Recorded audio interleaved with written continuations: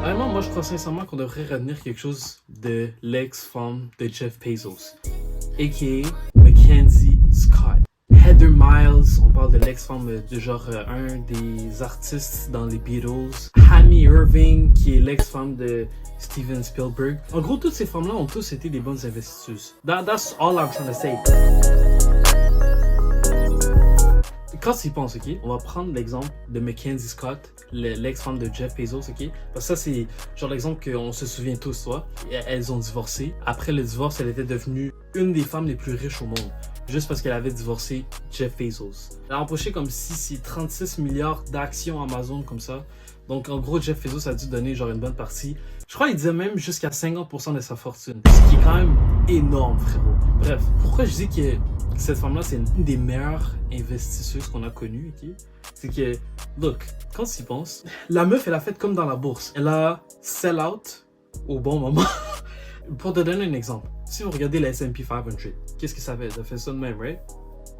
Genre ça monte, ça descend, ça monte, ça descend. Fait que c'est comme un peu comme une montagne russe, toi. Si tu prends l'exemple avec leur relation, je sais pas moi, disons leur relation c'était vraiment une montagne russe. Tu sais, il y avait des hauts puis des bas, puis là, à un moment donné, la meuf, elle en avait marre et elle s'est dit, frère, avant de le laisser, je vais le laisser à un moment stratégique où genre Amazon bombe comme où genre au lieu de lui laisser genre juste comme ça, je vais laisser mon mari à un moment où ses entreprises cartonnent de ouf. Elle a vu que le pic s'en venait, boum, à ce moment-là, ils ont divorcé. La meuf, elle a empoché plus de genre, je sais pas moi, comme des milliards et des milliards de dollars. Puis elle est rendue une des femmes les plus riches au monde. On peut littéralement s'inspirer de l'histoire.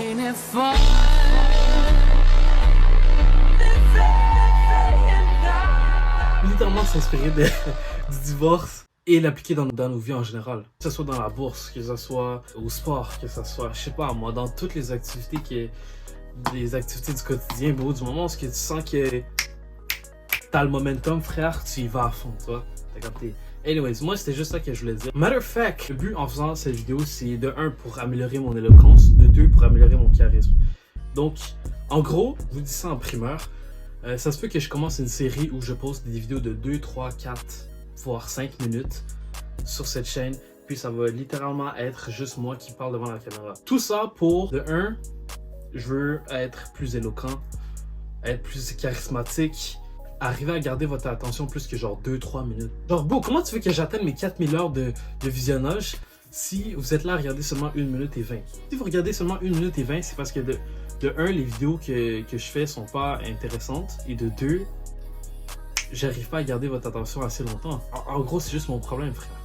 Donc, à travers cette série, ok, j'espère que vous allez regarder ces vidéos. Et vous allez émettre un commentaire, ok? Honnêtement, vous, si vous faites hate dans les commentaires, allez-y à 100%. Allez-y à fond, frère. Ah, moi, je m'en bats les couilles. Je prends tous les commentaires haineux comme de l'eau, frère. Eh, je m'en bats les reins, frère. Si vous n'avez pas kiffé, mettez-le en commentaire. Si vous êtes là à dire, yo, tes mains sont secs, tes lèvres sont secs, alors que tu prends pas soin de toi, mets-le dans les commentaires, j'en ai rien à foutre.